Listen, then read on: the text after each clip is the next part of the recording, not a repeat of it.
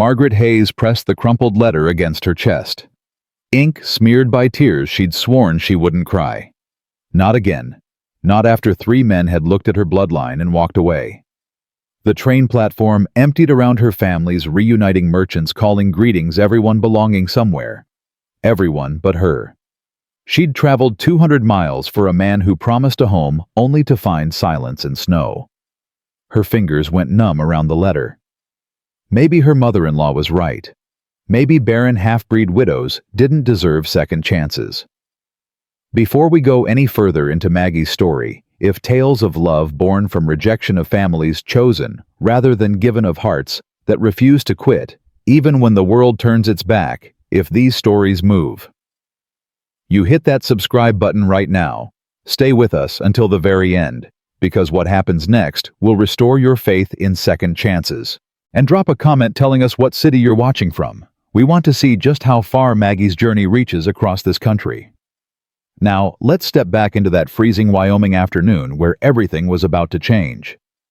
Sweetwater, Wyoming Territory, November 1881. The wind cut through Maggie's wool coat like it wasn't even there.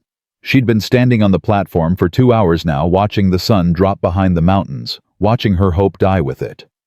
A woman's voice cut through the cold. "That's her, the one Garrett was supposed to marry." Maggie didn't turn. She didn't have to. She'd heard whispers like that her whole life. Half savage, they say. Mama was a Arapaho. Got herself taken by a cavalry officer. Lord have mercy. And Garrett actually considered. His mother put a stop to it, thank goodness. Told him that kind of blood runs deep. Told him she'd ruin any children he might have with her. The women's skirts rustled as they passed, their voices fading into the general store across the street. Maggie's hands shook. Not from cold this time. She'd known. Of course she'd known. When Garrett Sullivan's letters had stopped coming 3 weeks ago, when his last one had been so short, so cold, she'd known. But she'd come anyway because what else was there? The ranch where her husband had died. Where her mother-in-law had called her barren and cursed and thrown her belongings into the yard. "You waiting on someone, miss?" Maggie startled. An old man stood before her. Kind eyes set deep in a weathered face. He wore a shopkeeper's apron under his coat, and his breath misted white between them. "I was," Maggie said. Her voice came out steadier than she felt. "But it seems I was mistaken." The old man studied her. Not with judgment, with something that looked almost like recognition. "You're the one from the letters," he said. "The mail-order bride." Maggie flinched. "I suppose that's what I am?" "Was," the old man corrected gently. "Garrett Sullivan ain't coming. His mother made sure of that. I gathered as much. You got somewhere to stay." Maggie shook her head. "Come on then." The old man gestured toward the store. "Name's Tucker. I've got a room out back. Nothing fancy, but it's warm. You can think about what comes next without freezing to death." "I can't pay you." "Didn't ask you to." Tucker started walking, and after a moment Maggie followed. The general store smelled like coffee and tobacco, and the faint sweetness of dried apples. Tucker led her past shelves stocked with canned goods and farming equipment through a narrow door into a small room. A cot sat against one wall, a stove in the corner, a single window looking out onto an alley. "It's not much," Tucker said. "It's more than I expected." Maggie set her bag down. "Thank you," Tucker nodded. "You hungry?" "I couldn't." "Wasn't really a question, miss. Sit down. I'll heat some stew." Maggie sat. She watched Tucker move around the small space with practiced efficiency, ladling stew from a pot on the stove, cutting thick slices of bread. He set a bowl in front of her without comment, and she ate, because refusing kindness seemed wrong somehow, even when she felt too hollowed out to taste anything. "You got people back east?" Tucker asked. "No." Maggie swallowed. "My husband died 2 years ago. Tuberculosis. His family blamed me for it. Said I brought sickness into their house." "Did you?" "No more than anyone else." Maggie's fingers tightened around her spoon. But I couldn't give him a son? That was sin enough. Tucker made a sound that might have been sympathy or disgust. And your own people. My mother died when I was born. My father... Maggie paused. My father was a cavalry officer who didn't stay around to see what he'd done. The Arapaho women who raised me tried their best, but when I was 17, a missionary said I'd have better prospects in white towns. He was wrong. Seems like a lot of folks have been wrong about you. Maggie looked up sharply. Tucker's expression hadn't changed, but something in his tone made her throat tight. I've been wrong about myself too, she admitted. Before Tucker could respond, a sound came from outside. High-pitched, frightened. A child's cry. Tucker frowned. That's coming from the Tate place, or what used to be the Tate place. What do you mean family that lived there left 3 days ago, middle of the night, owed money all over town? Tucker stood.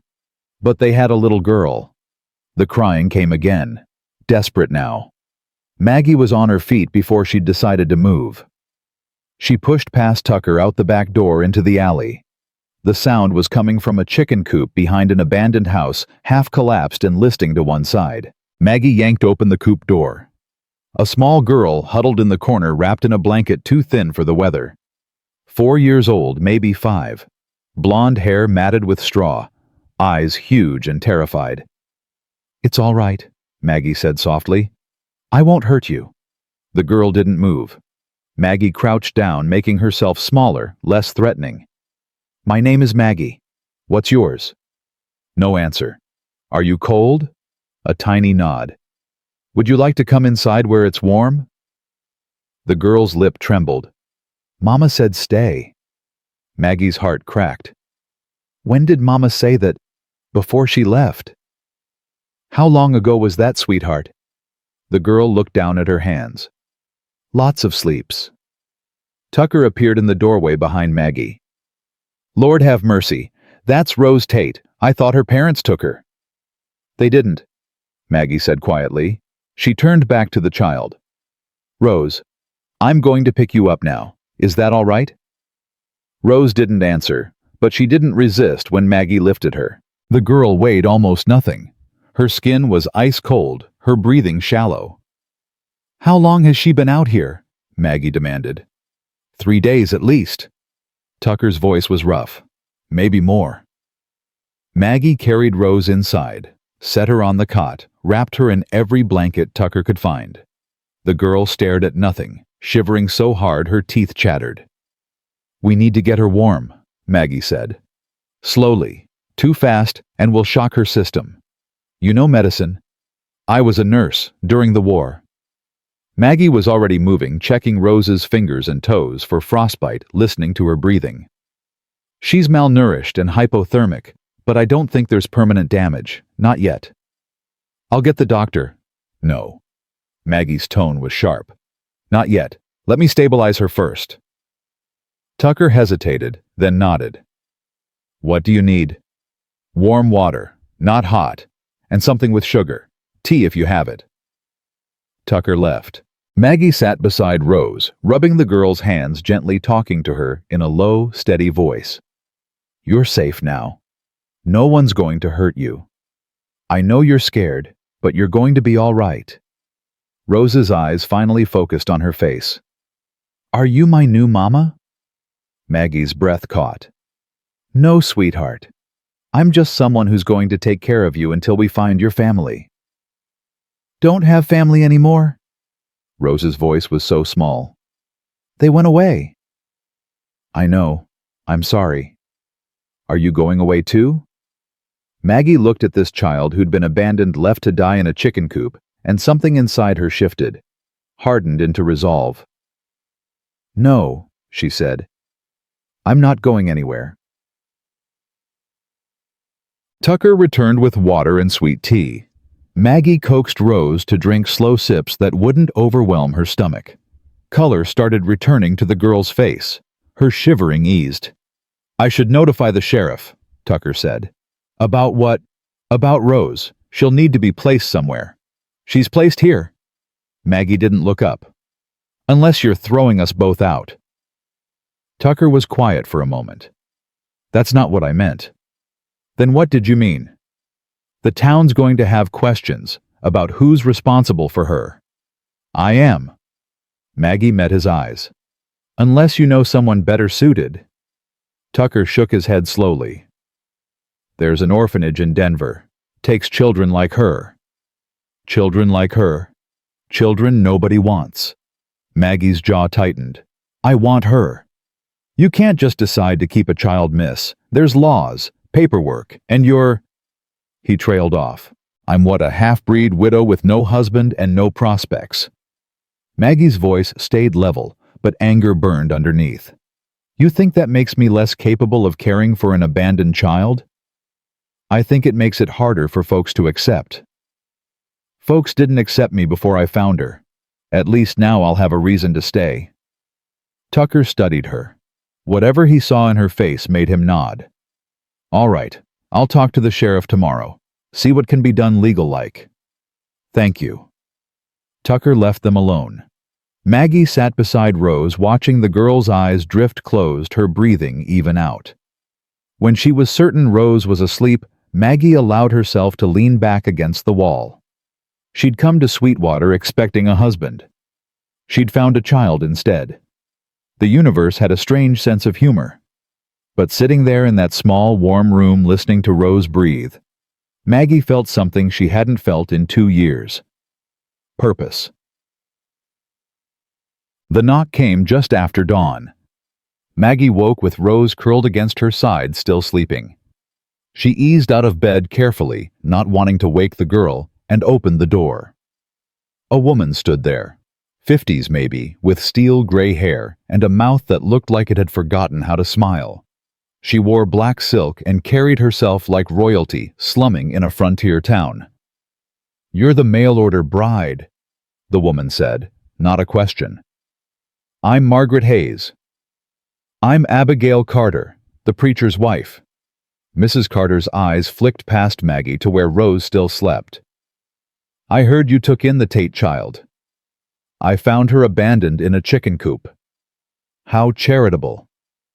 The words dripped with something that wasn't quite approval. "I've come to collect her." Maggie's hand tightened on the doorframe. "Collect her?" "The church will arrange for her transport to the orphanage in Denver. It's the proper place for children without families."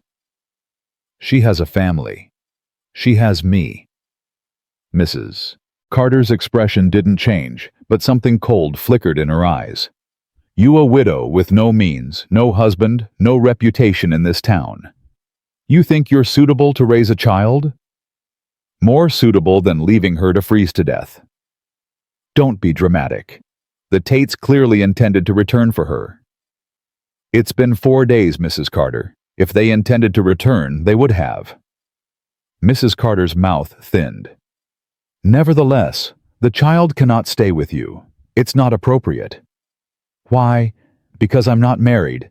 Because of who my mother was." Maggie took a step forward. "Or because you need someone to look down on to feel righteous." The silence that followed was sharp enough to cut. "I see Garrett made the right decision." Mrs. Carter said finally, "You're exactly as crude as I warned him you'd be. You warned him. I showed him his duty to his family, to his future children. I made him understand that marrying a woman with savage blood would be a betrayal of everything his father built." Maggie felt heat rise in her chest, but she kept her voice steady. "And you think that makes you godly? I think it makes me realistic. This is a Christian town, Miss Hayes. We have standards." "Then I'll meet them." Maggie lifted her chin. "I'll find work. I'll prove I can provide for Rose. And if you try to take her before I've had that chance, I'll fight you in every court from here to Washington." Mrs. Carter's eyes narrowed. "You have no idea what you're inviting."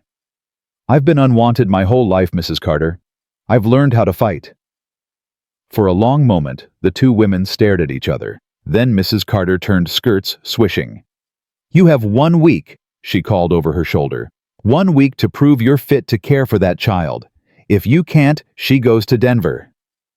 The door closed. Maggie stood there, heart hammering Rose, still sleeping peacefully behind her. 1 week. She had 1 week to build a life worth keeping. Tucker found her 2 hours later, scrubbing the floor of the storage room behind the shop. "What are you doing?" he asked. "Cleaning." Maggie didn't look up. "You said this room wasn't being used. I thought I could turn it into a clinic, sell medicines, treat minor ailments. People get sick on the frontier. They need help." Tucker leaned against the doorframe. "Mrs. Carter came by." "I know. Gave me an earful about harboring unsuitable women. I'm sorry." "Don't be." Tucker crossed his arms. "I told her if she had a problem with who I let use my property, she could take it up with God, because I sure as hell wasn't listening to her." Maggie paused mid-scrub. "You didn't have to do that." "Didn't do it for you. Did it because she's been running this town like her personal kingdom for too long and I'm tired of it." Tucker stepped into the room. "But if you're serious about this clinic idea, you'll need supplies. Medicine, clean bandages. I have some savings.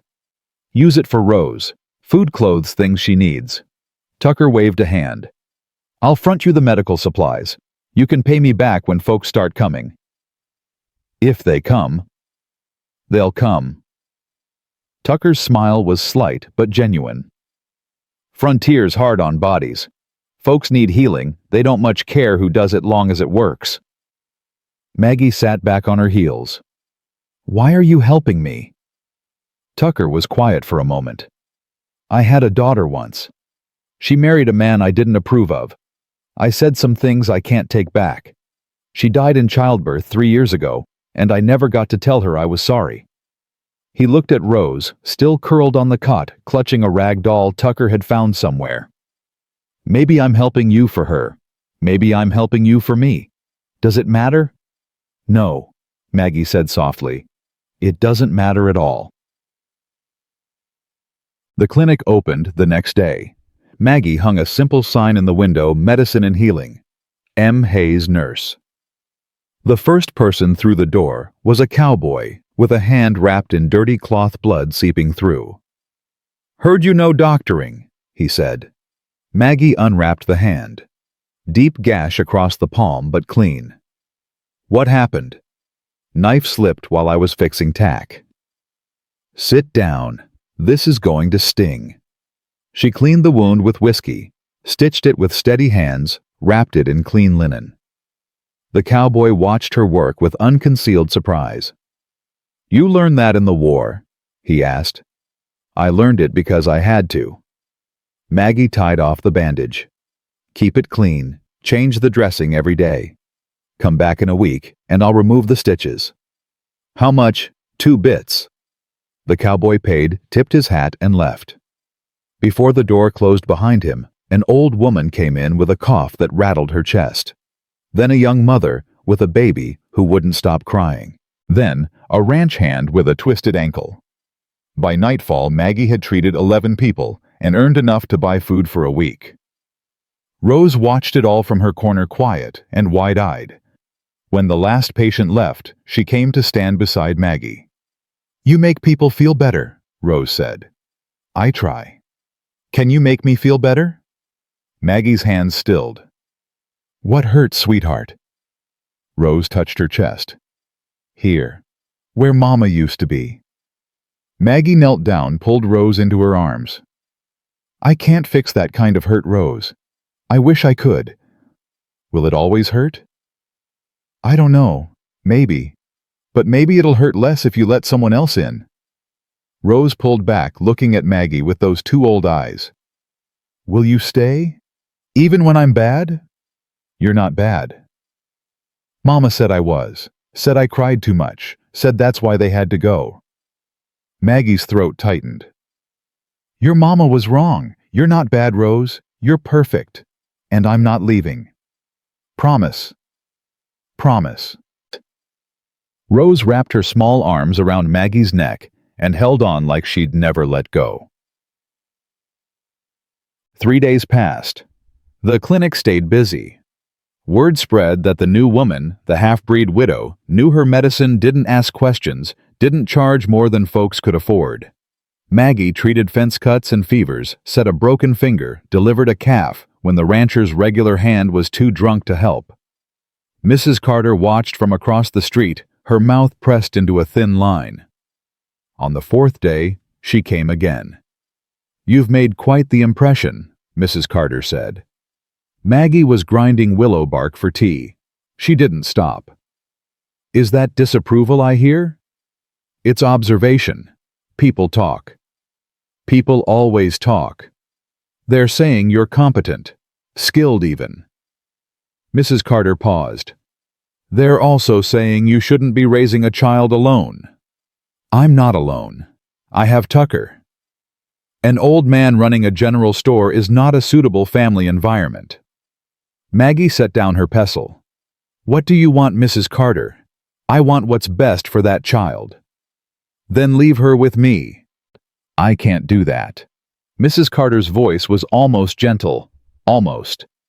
"You're unmarried, Miss Hayes. Regardless of your skills as a healer, an unmarried woman cannot properly raise a child in this territory.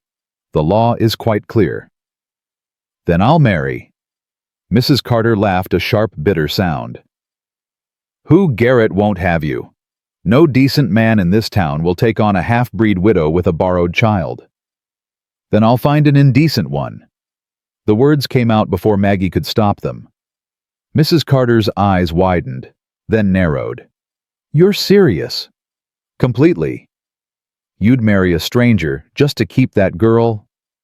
Maggie met her gaze steadily. "I'd do worse than that, Mrs. Carter. And if you try to take Rose before I've exhausted every option, I'll make sure everyone in this town knows how the preacher's wife would rather see a child shipped off to an orphanage than give a capable woman a chance." "You're threatening me." "I'm making you a promise." They stared at each other. Finally, Mrs. Carter turned toward the door.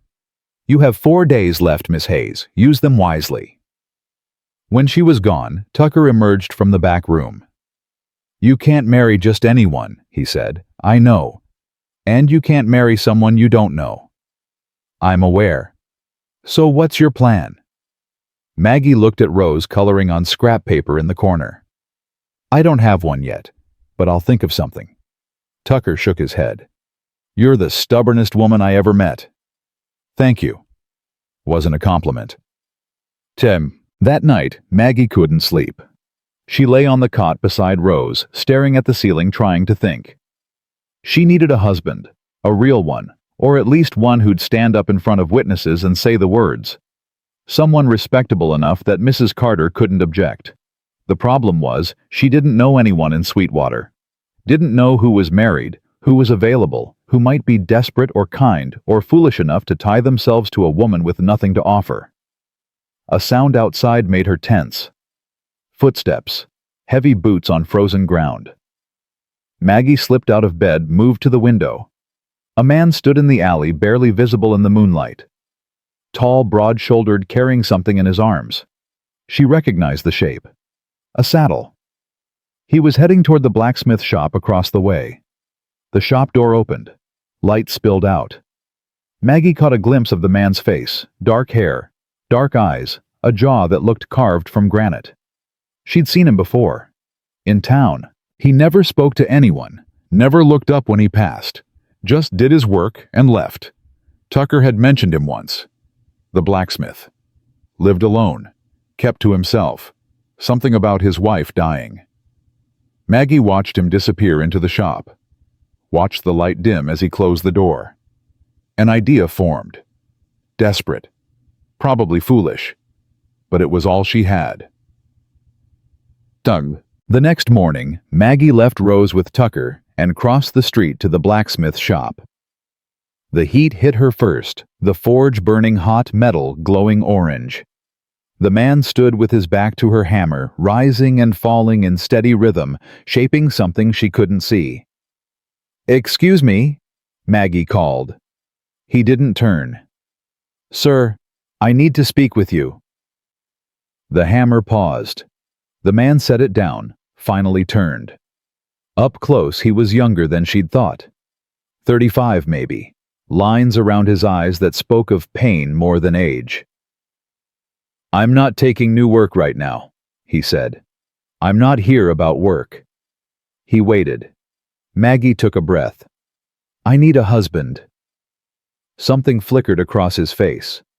Surprise, maybe. Or suspicion. You're the mail-order bride, he said. I was. Now I'm just someone trying to keep a little girl from being sent to an orphanage. And you think I can help with that? I think you're unmarried. I think you keep to yourself, which means you probably won't care about my reputation. And I think... She hesitated. I think you understand what it's like to lose someone. His jaw tightened. You don't know anything about me. I know you're alone. So am I. So is Rose. Maggie stepped closer.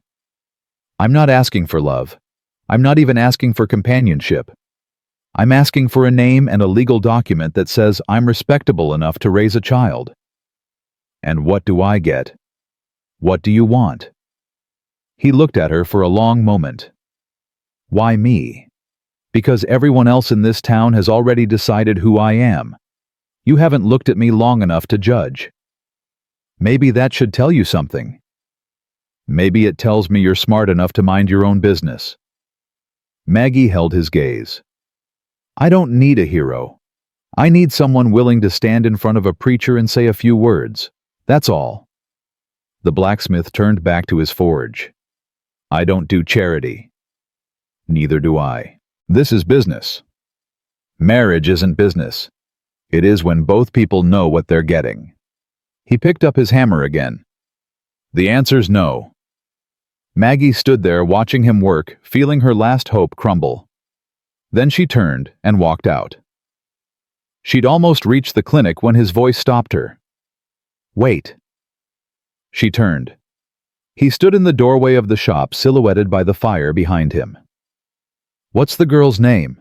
He asked. Rose. How old?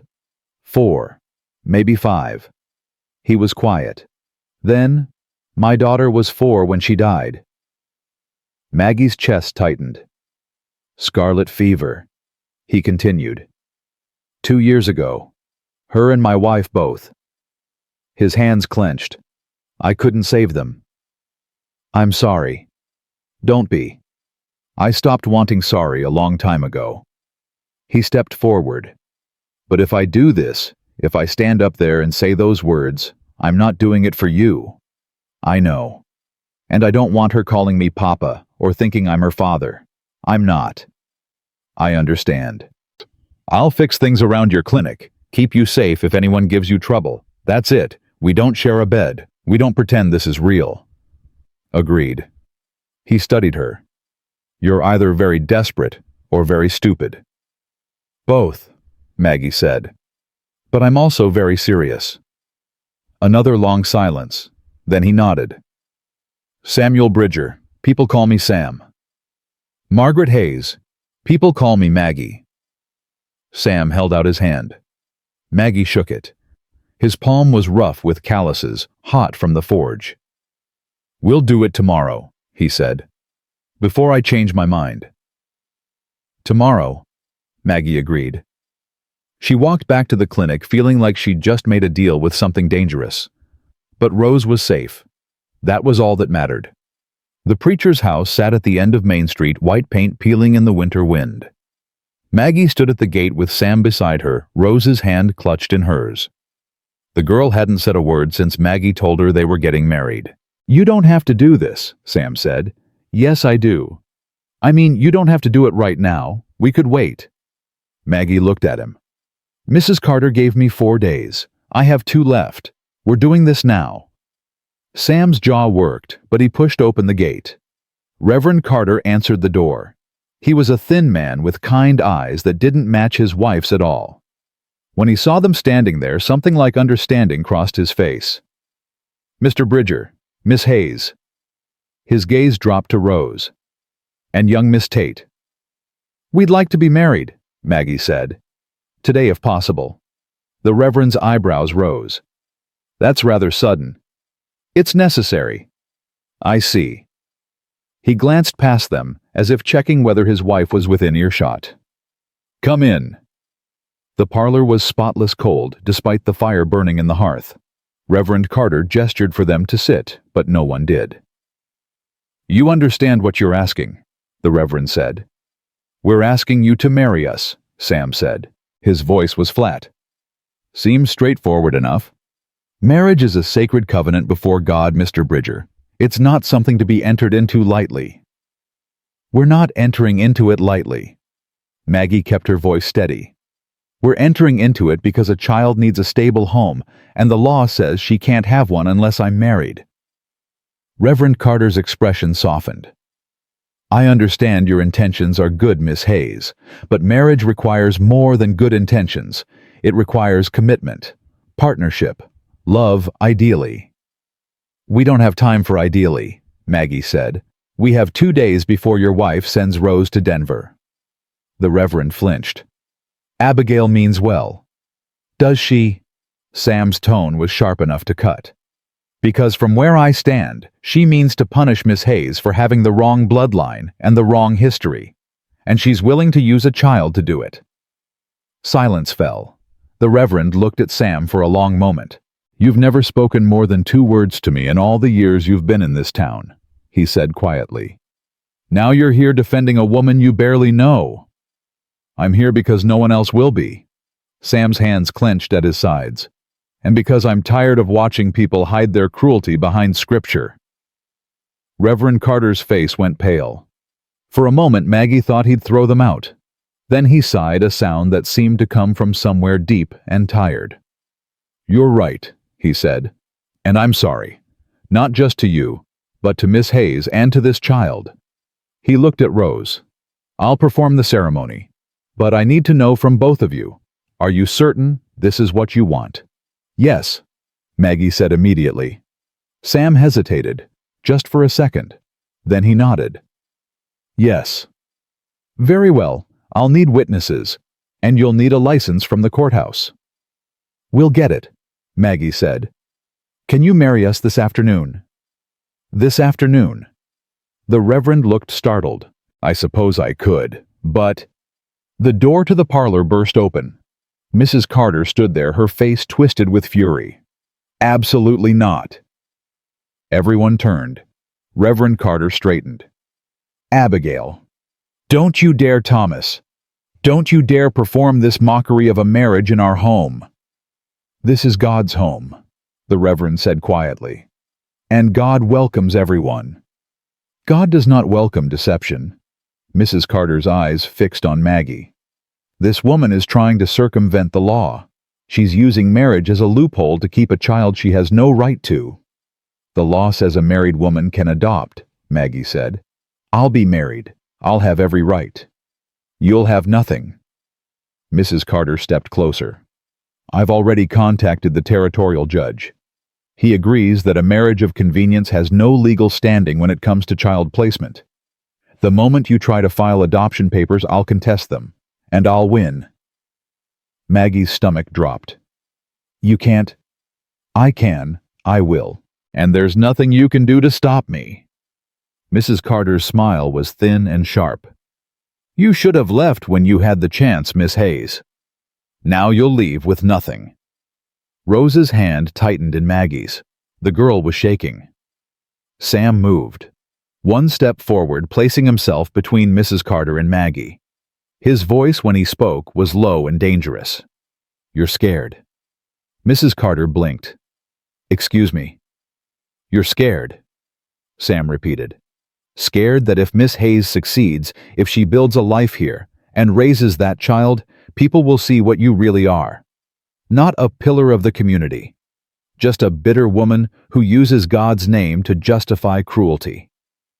Mrs. Carter's face flushed. "How dare you?" "I dare because I've got nothing left to lose.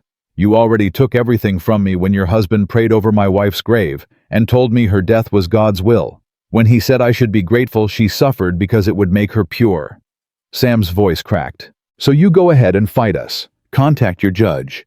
Do whatever you think you need to do. But know this, I'll stand up in court and tell them exactly what kind of Christian charity you practice." The Reverend moved between them. "That's enough. Both of you. Thomas." No, Abigail. Enough. Reverend Carter's voice was firm. I will perform this marriage. Today. And if you try to stop me, I'll perform it in the middle of Main Street with the whole town watching. Mrs. Carter stared at her husband like she'd never seen him before. You would choose them over me. I'm choosing what's right over what's comfortable. The Reverend's voice gentled. I've stood by for too long while you hurt people in God's name. I won't do it anymore. Mrs. Carter's mouth opened-closed. Then she turned and walked out, her footsteps echoing through the house. The front door slammed hard enough to rattle the windows. No one moved for a long moment. Then Rose whispered, Is the mean lady going to take me away? Maggie knelt down, pulled her close. No, sweetheart, she's not going to take you anywhere. Promise? Promise. Sam's voice was rough. We should go get that license. The courthouse was a two-room building that smelled like old paper and tobacco. The clerk was a young man with ink-stained fingers who barely looked up when they entered. Help you. Marriage license, Sam said. The clerk pulled out a form, dipped his pen. Names: Samuel Bridger and Margaret Hayes. The pen scratched across paper. Ages: 35 and 29. Previous marriages. Sam's hand tightened on the counter. Widower. Widow, Maggie added. The clerk didn't react. Fee is $2. Sam paid. The clerk stamped the paper, pushed it across the counter. You've got 30 days to get married or it expires. After that, you'll need a new one. We're getting married today, Maggie said. The clerk finally looked up. His gaze traveled from Maggie to Sam to Rose, who stood between them, holding both their hands. Well, he said, good luck to you.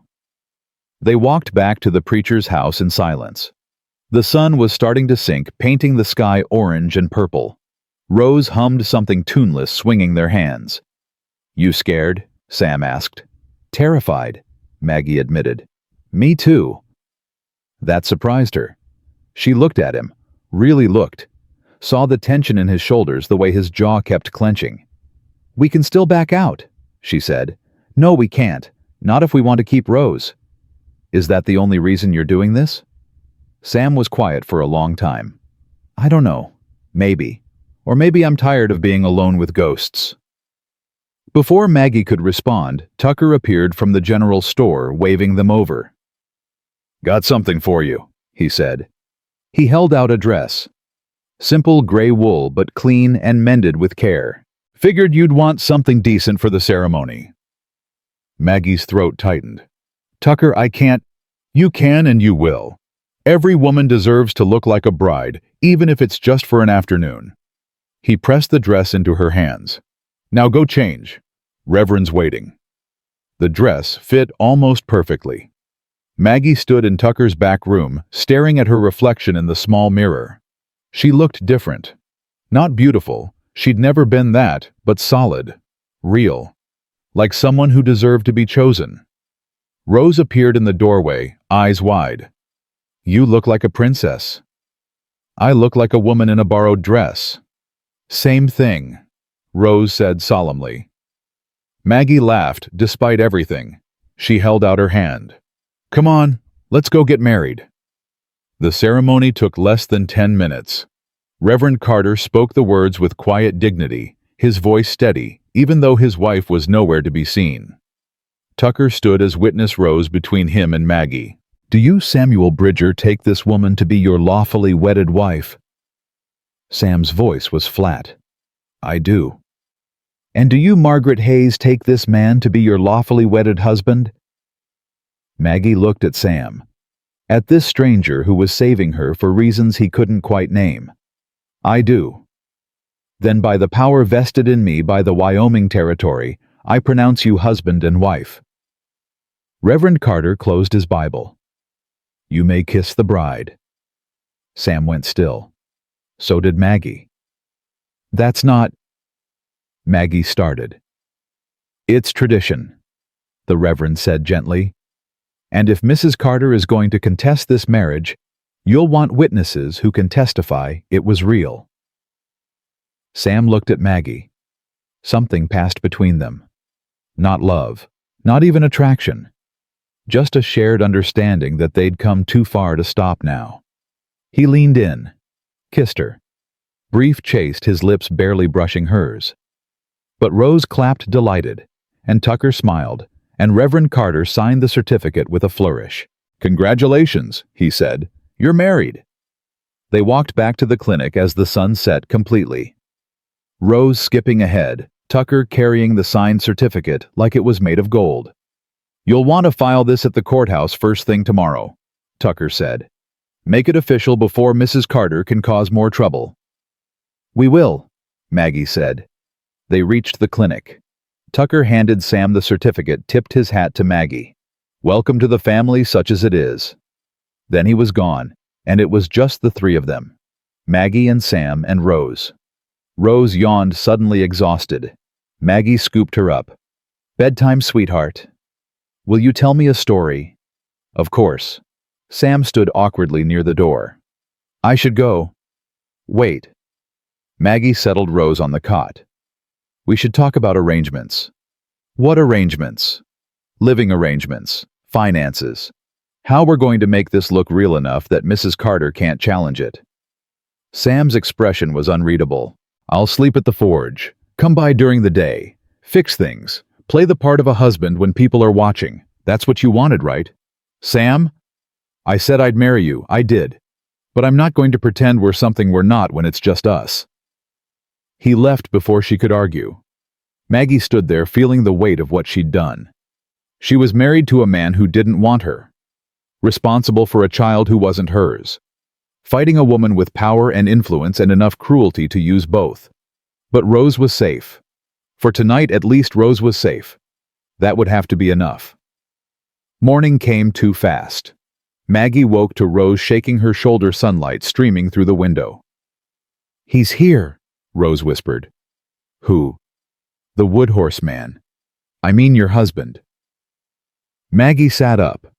Sam stood outside the clinic holding a toolbox and looking deeply uncomfortable. She opened the door. "You're early." "Couldn't sleep." He gestured at the clinic. "Thought I'd fix that loose step. And the window frame. It's letting in cold air." "You don't have to." "I know. But if we're doing this, we're doing it right." He knelt by the step, pulling out a hammer. "People talk. I want them talking about how I take care of my wife, not about how this marriage is obviously fake." The word wife sent something strange through Maggie's chest. She pushed it away. "Thank you." Sam just grunted and started working. The day fell into an uneasy rhythm. Sam fixed things. Maggie treated patients. Rose colored pictures and asked questions neither of them knew how to answer. "Why don't you sleep here?" Rose asked Sam at lunch. Sam's hammer paused mid-swing.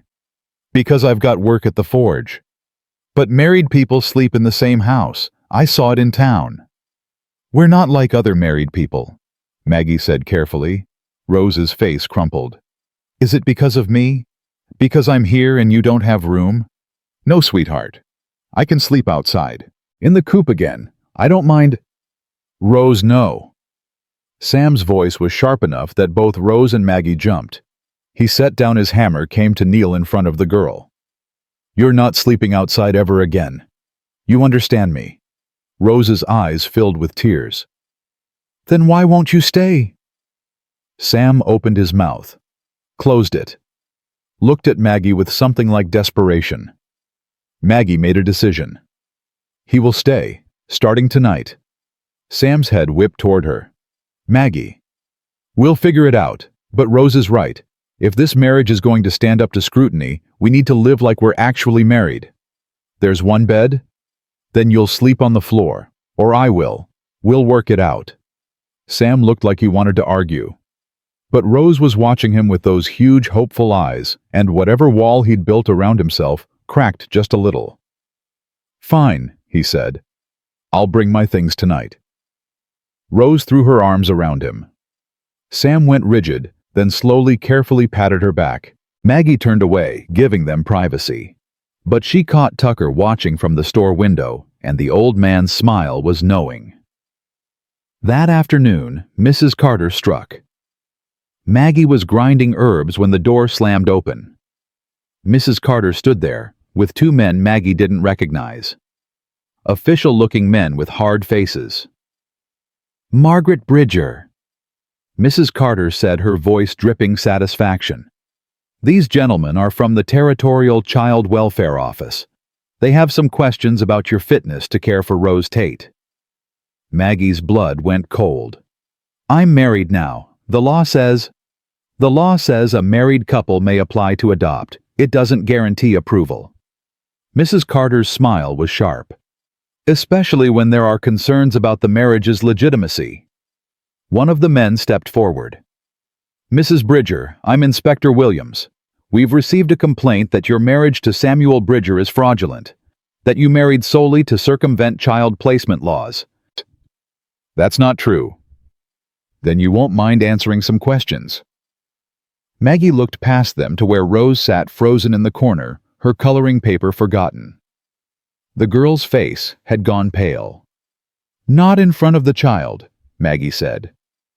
"The child is the subject of this investigation," Williams said. "She stays." Tucker appeared in the doorway. "What's going on here?" "Official business," Mrs. Carter said. "You're not needed." "Like hell I'm not. This is my property and you're harassing my tenants." "We're conducting a lawful investigation." "Then conduct it somewhere else. Or wait until Mr. Bridger gets back so both spouses are present. Seems only fair since you're questioning their marriage." Williams frowned. "Where is Mr. Bridger?" "At the forge," Maggie said. "Working." "Convenient," Mrs. Carter murmured. "I'll get him," Tucker said. He was gone before anyone could stop him. The wait felt eternal. Williams and his partner asked questions. How long had she known Sam?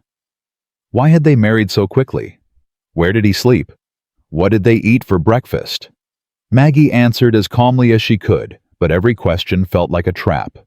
Rose didn't move from her corner. She just stared at the men with those huge, terrified eyes. Finally, Sam appeared. His face was dark with anger, his hands still dirty from the forge. "What's this about?" Williams introduced himself again, explained the investigation. Sam listened with his jaw clenched so tight Maggie thought it might break. "You're questioning whether my marriage is real," Sam said when Williams finished. "We're investigating concerns that have been raised." "By her?" Sam pointed at Mrs. Carter. "A woman who's had it out for my wife since the day she arrived in this town." "That's not relevant." "It's damn relevant. You want to know if our marriage is real, fine. Ask whatever you want. But you do it without scaring that child." Sam moved to Rose, picked her up like she weighed nothing. "Come on, Rose, let's go to the forge. You can work the bellows." "Mr. Bridger, we need to complete this interview." "Then come to the forge when you're done harassing my wife." Sam carried Rose out, and the girl wrapped her arms around his neck like she'd never let go. The door closed behind them. Maggie felt something in her chest crack open. Not love. Not yet. But something that might become it given time. Williams cleared his throat. "Mrs. Bridger, do you love your husband?" The question hung in the air. Mrs. Carter leaned forward, eyes gleaming. Maggie thought about Sam working on her clinic step this morning. About him kneeling in front of Rose, promising she'd never sleep outside again. About him standing up to Mrs. Carter in Reverend Carter's parlor. "Yes," she said, and meant it. William studied her. "How long have you known him?" 5 days. "And you married him after 5 days." "I married him because I needed a husband, and he needed a reason to stop hiding from the world. Because we're both broken in places that fit together. Because when I looked at him, I didn't see someone who'd save me. I saw someone I could stand beside." Maggie met Williams's eyes. "Is that love?" "Maybe not yet, but it's real. And it's more than a lot of people start with." Silence. Williams exchanged a look with his partner. "We'll need to inspect the living arrangements," Williams said finally. Verify that you're cohabitating as husband and wife. Fine. Come back tomorrow. Sam will be here tonight. Mrs. Carter's smile faltered. You're lying. No, Mrs. Carter. For the first time in my life, I'm telling the complete truth. Maggie stood. Now, if you're done, I have patients to see. Williams nodded. They left. Mrs. Carter lingered. This isn't over, she said. I know, Maggie replied. But neither am I.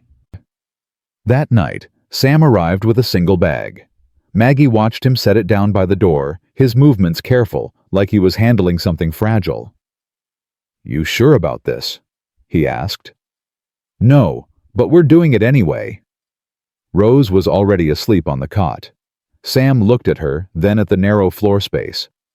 I'll take the floor, Maggie said. No, you take the bed with Rose.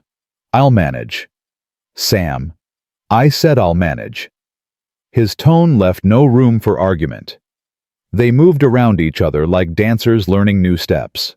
Awkward, careful, neither quite sure where they fit. Maggie lay down beside Rose. Sam stretched out on the floor with a single blanket. The lamp went out. In the darkness, Sam's voice came quiet. My daughter's name was Lily. Maggie went still. She had your eyes. Same color. Same shape. His breath hitched. My wife Anna, she got sick first. Then Lily. I tried everything. Brought in doctors from 3 towns over. Prayed until I couldn't speak. It didn't matter. They died within hours of each other. Sam? I couldn't even look at children after that. Couldn't be near them without feeling like I was drowning. But then Rose grabbed my hand today, and I didn't feel like I was drowning. I felt like maybe I could breathe again. Maggie's eyes burned. She needs you. I need her too. And I think... He stopped. I think maybe I need you too. Not because you're my wife, but because you're the first person in 2 years who looked at me and didn't see a tragedy. You just saw someone who could help. Is that enough to build a marriage on? I don't know, but it's more than I had yesterday. Maggie reached down, found his hand in the darkness, squeezed it once. Then we'll figure out the rest as we go. His fingers tightened around hers.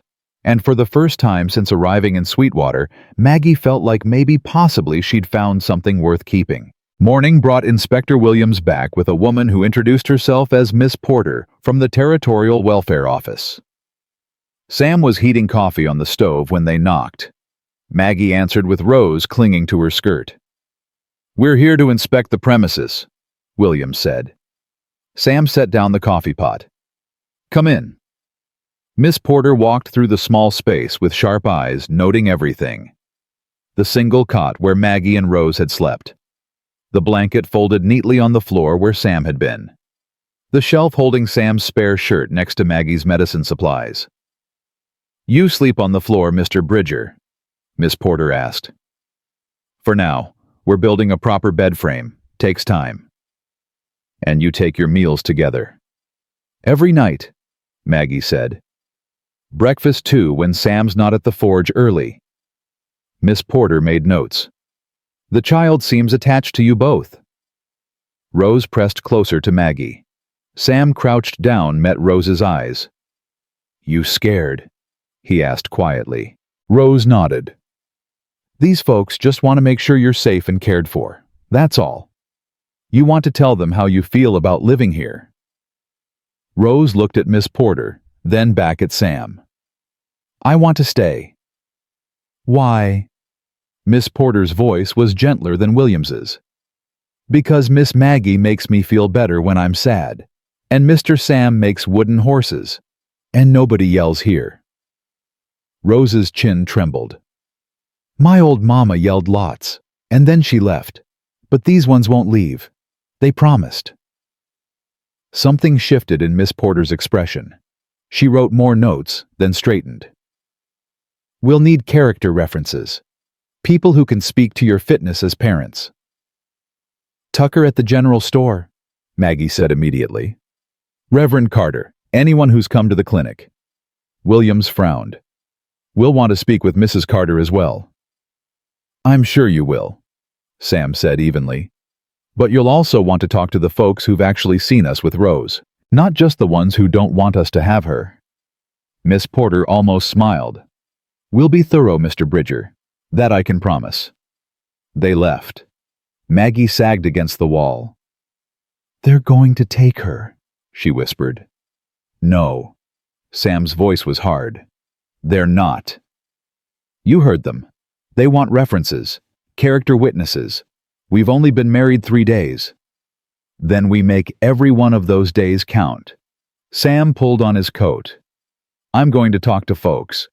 Get ahead of this." "Sam!" But he was already gone. Rose tugged Maggie's hand.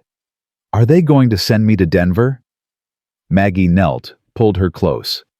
"Not if I have anything to say about it." "Do you have something to say?" "Yes, sweetheart.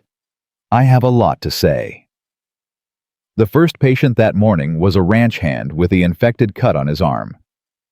Maggie cleaned it, applied salve, wrapped it fresh. He paid with a silver dollar and a question. "That true, what Mrs. Carter's saying, that you and Bridger ain't really married?" Maggie's hand stilled. "We're legally married. The certificate's filed at the courthouse." "But you love him." The question shouldn't have surprised her. Nothing stayed private in a frontier town. "Yes," Maggie said, and realized she wasn't entirely lying anymore. The ranch hand studied her. "Mrs. Carter came by our bunkhouse yesterday.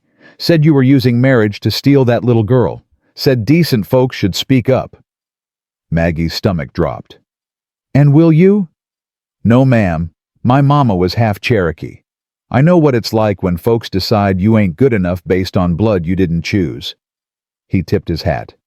"You need someone to tell those inspectors you're good people. You let me know." "Thank you." He left. Before Maggie could catch her breath, an older woman came in. Then another ranch hand. Then a farmer's wife. By noon, 7 people had come through the clinic. 6 of them offered to speak on Maggie's behalf. The 7th was Mrs. Carter.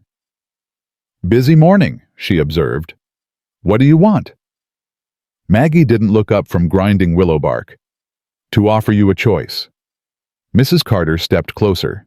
"Leave Sweetwater, today. Take the next train east. I'll even pay your fare."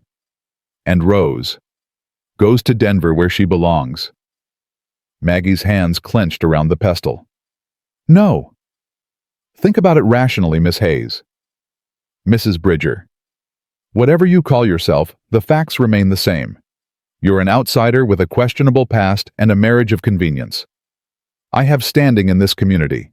Connections. Resources." Mrs. Carter's voice dropped. "I will bury you." "Then bury me." Maggie met her eyes. "But I'm not leaving, and I'm not giving up Rose." "You're going to lose." "Maybe, but at least I'll lose fighting for something that matters." Mrs. Carter's mouth thinned. "You're a fool." "Probably. But I'd rather be a fool with a conscience than a Christian without one." The slap came so fast, Maggie didn't see it coming. Her head snapped sideways, cheek burning. Rose screamed. Maggie touched her face, felt blood where Mrs. Carter's ring had caught her. When she looked up, her voice was perfectly calm. "Get out. You can't. Get out of my clinic before I have the sheriff arrest you for assault." Mrs. Carter's face went white, then red. She turned on her heel and left, slamming the door hard enough to rattle the jars on the shelves. Rose ran to Maggie, sobbing. "She hurt you." "I'm all right, sweetheart." "You're bleeding." "It's just a scratch." Maggie wiped the blood away, forced a smile. "See, already better." But Rose's eyes were huge and terrified, and Maggie knew the damage went deeper than a cut. Sam found them an hour later. He took one look at Maggie's face and went very still. "Who?" "It doesn't matter." "Who touched you?" Maggie sighed. "Mrs. Carter." "But Sam, don't." He was already out the door. Maggie grabbed Rose's hand and ran after him. Sam crossed Main Street in long, angry strides. People stopped to watch. By the time he reached the preacher's house, half the town had gathered. He pounded on the door. Reverend Carter opened it, took one look at Sam's face, and stepped aside. Mrs. Carter stood in the parlor. Her eyes widened when she saw Sam. "Mr. Bridger, you hit my wife." She was insolent. "You hit my wife." Each word was a hammer blow. "You want to come after me? Fine. You want to question my marriage? Do it. But you put your hands on Maggie again, and I don't care who your husband is, or what standing you think you have. I will make sure everyone in this territory knows what kind of woman you really are." Mrs. Carter lifted her chin. "Are you threatening me?" "I'm making you a promise, same as she did." Sam leaned closer. "You leave her alone. You leave Rose alone. Or I start talking about how you told me God wanted my wife and daughter to die. How you said their deaths were punishment for my sins." The color drained from Mrs. Carter's face. "I never. You did. At the cemetery, right after I buried them. You said Anna and Lily died because I'd chosen to marry an Indian woman. Because I'd polluted my bloodline." Sam's voice shook. "I've carried those words for 2 years. They nearly destroyed me. But I'm done carrying them. And if you push me, I'll make sure everyone knows you said them." Reverend Carter made a strangled sound. "Abigail, tell me that's not true." Mrs. Carter said nothing. Her silence was answer enough. "Get out," the Reverend said quietly. "Both of you. I need to speak with my wife." Sam turned and walked out. Maggie followed with Rose. They made it back to the clinic before Sam's legs gave out. He sat down hard on the step-head in his hands.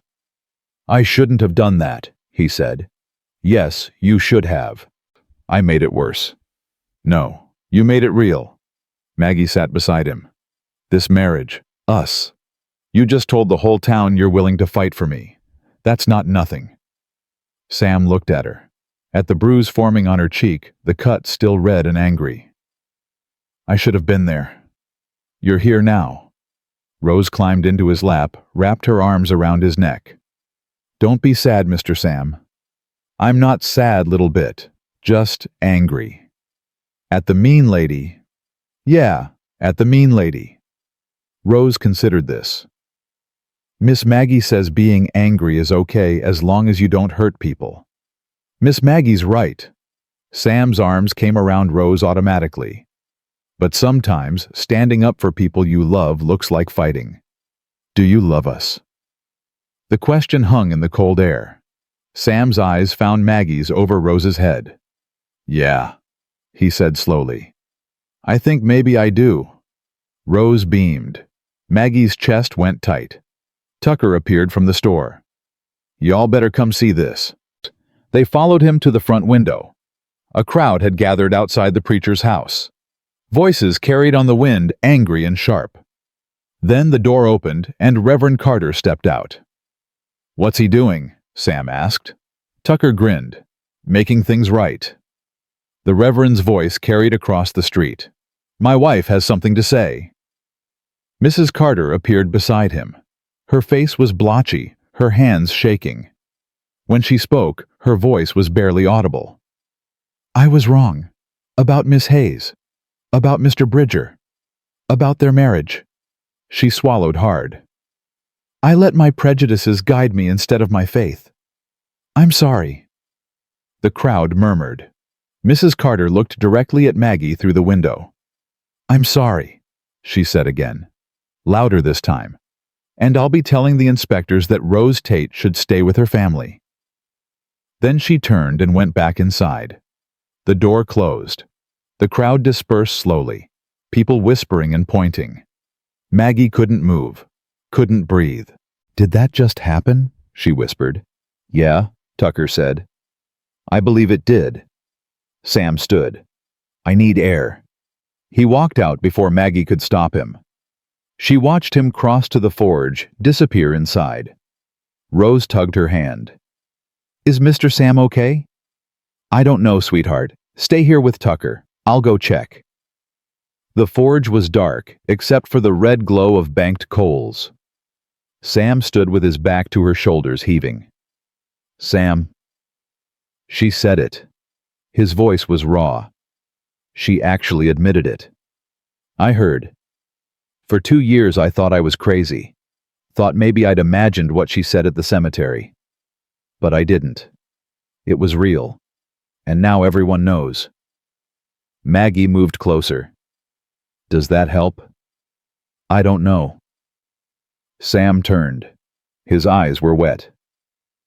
"I don't know anything anymore. 3 days ago I was alone. Now I have a wife and a daughter, and people are fighting over whether I deserve them." "Do you want them?" Maggie asked quietly. "Really want them? Not just because of Rose. Not just because you are tired of being alone. Do you want this marriage to be real?" Sam stared at her. "You're asking me that now. I'm asking because I need to know. Because if we're going to keep fighting for Rose, I need to know we're fighting for us too." "What are you saying?" "I'm saying I came here looking for a husband who'd give me a name and a house. But somewhere between the clinic and the courthouse and you sleeping on my floor, I started wanting more." Maggie's voice shook. "I started wanting you. Not the arrangement. Not the convenience. You." Sam crossed the space between them in 2 strides. His hands came up to cup her face, careful of the bruise. "I'm broken," he said. "I'm angry and damaged, and I don't know how to be a husband anymore." "I'm broken too. We can learn together." "What if I can't love you the way you deserve?" "Then love me the way you can. And I'll do the same." He kissed her. Not like he had at their wedding. This was desperate seeking, like he was trying to prove something to both of them. Maggie kissed him back, fingers curling into his shirt, holding on. When they broke apart, Sam pressed his forehead to hers. "I want this to be real," he said. "God help me. I want it so badly it scares me." "Me too." They stood there in the forge's dim light, holding each other, while the coals burned low. Outside, Sweetwater carried on. But inside, something fundamental had shifted. They were no longer strangers playing at marriage. They were 2 broken people choosing to heal together. The next morning brought disaster in a different form. Maggie woke to Rose burning with fever, her small body shaking under the blankets. The girl's skin was hot enough to hurt when Maggie touched her forehead. "Sam?" Maggie's voice cracked with panic. "Sam, wake up." He was beside her in seconds. "What's wrong?" "She's sick. Really sick." Sam touched Rose's cheek and went white. This is how it started. With Lily. The fever came first. "Don't."